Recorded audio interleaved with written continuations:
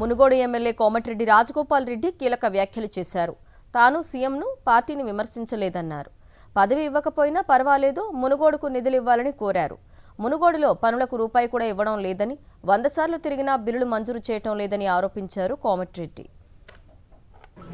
పదవులు మీకే, పైసలు మీకేనా అన్న ఎవరినన్నది? ముఖ్యమంత్రి రేవంత్ రెడ్డిని అన్నా లేదా?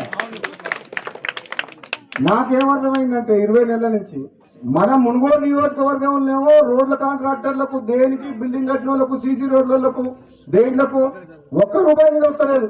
నేను మంత్రి దగ్గర పోయి అడిగినా రాలే, 100 సార్లు తిరిగినా రాలే. కాంట్రాక్టర్లు ఏమో ఒలిగొండ చౌటుపల్లి రోడ్డు చేస్తే కాంట్రాక్టర్ టెండర్ అగ్రిమెంట్ ఎన్ని రోజులు అయింది, పని చేయమంటే బిల్లు ఇప్పి అంటుంది. బిల్లు ఏమో నా చేతులు లేదు.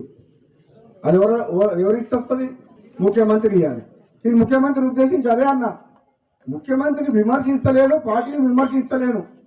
ప్రజలు నన్ను అడుగుతున్నారు, ప్రజలు రోడ్డు చేయమంటుండ్రు, ఇంకేదైనా పని చేయమంటుండ్రు. పదవులలో మీరే ఉంటుండే, పైసలు మీరే తీసుకుంటుంటే, మీ నియోజకవర్గం పోతుండే, పదవులు కూడా మీకే ఉంటాయి. కనీసం నా పదవి అయినందుకు కనీసం పైసలు ఇక రాదంటున్నాను. అనాలా వద్దా? నాకు అన్యాయం చేసినా పర్వాలేదు, కానీ మా మునుగోడు నియోజకవర్గానికి, నాకు ఎన్నుకున్న ప్రజలకు అన్యాయం చేయకుండా ఈ మునుగోడు సహకరించమని చెప్పింది. పదవి అనేది అధిష్టానం నిర్ణయం తీసుకుంటుంది. ఆ పదవి అనేది నాకు ఒక బాధ్యత తప్పితే అది వస్తే ప్రజలకు లాభం. అది వచ్చేటప్పుడు వస్తుంది.